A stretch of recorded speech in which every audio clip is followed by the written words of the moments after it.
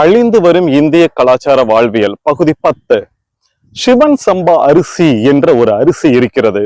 அது யாருக்குமே தெரியவில்லை. விவசாயிகளிடம் கேட்டு பார்க்கும் பொழுது, வயது முதிர்ந்த விவசாயிகளிடம் கேட்டு பார்க்கும் போது கூட தெரியவில்லை. எனக்கு தெரிந்த ஒரு அன்பர் எங்கோ இருந்து அந்த விதை நெல்லை வாங்கிட்டு வந்து அவரோட நிலத்துல அறுவடை பண்ணிட்டு இப்போ அதை பண்ணிட்டு இருக்கிறார் என்கிற விஷயம் என் காதுக்கு வந்த பொழுது, சிவன் சம்பா அரிசியா ஜீரக சம்பா அரிசியா? இல்லை இல்லை, சிவன் சம்பா அரிசி என்று அவர் சொன்ன பொழுது அந்த அரிசியுடைய விஷயங்களை எல்லாம் நான் கேட்டு பார்த்தேன். மிகவும் ஆச்சரியமான விஷயங்கள் இருக்கின்றன. ஒன்று, அந்த அரிசியில இருக்கிற வைப்ரேஷனை போல் எந்த உணவு பண்டத்திலுமே இல்லை என்பது முதல் தகவல்.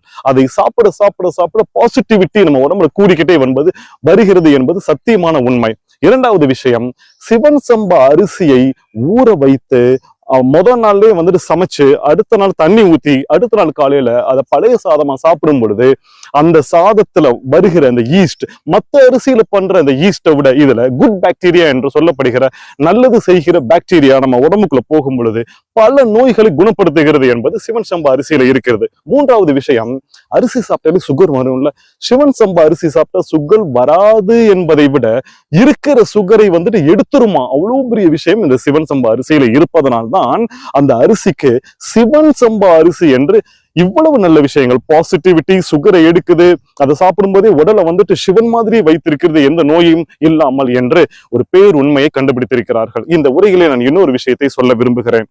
இந்த உலகம் தொடங்கி இன்றிலிருந்து 16 லட்சம் வருடங்களுக்கு முன்பு முதல் மனிதன் தோன்றுகிறான். குரங்காக உடல் முழுவதும் ரோமத்தோடு காடு முழுவதும் தேடி வேட்டையாடி வாழ்க்கையை வாழ்ந்து கொண்டிருந்தான். அந்த மனிதன் உட்கார்ந்து வாழ்க்கையை நடத்தலாம் என்று அவன் யோசித்த பொழுது பகவான் அவனுக்கு கொடுத்த முதல் தொழில் விவசாயம்.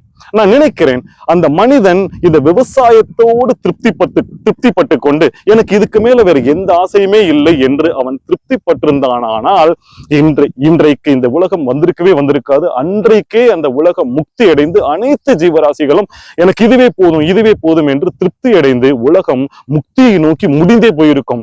ஆனால் இன்னைக்கு கண்ணுக்கு தெரிகிற அனைத்து பொருட்களும் அதற்கு அப்புறம் வந்த ஆசையினால் வந்தவைதான் என்பதனால் நான் இந்த உரையிலே 3 விஷயங்களை சொல்ல விரும்புகிறேன். ஒன்று, சிவன் சம்பா அரிசி. இன்னொன்று, பழைய சாதம். மூன்றாவது, விவசாயம். இது மூன்றையும் நாம் இழந்து விட்டோம். மூன்றுமே முக்கியமான விஷயம். மீட்டெடுக்க வேண்டும். உங்கள் அனைவரிடமும் கெஞ்சி கேட்கிறேன், பிளீஸ்.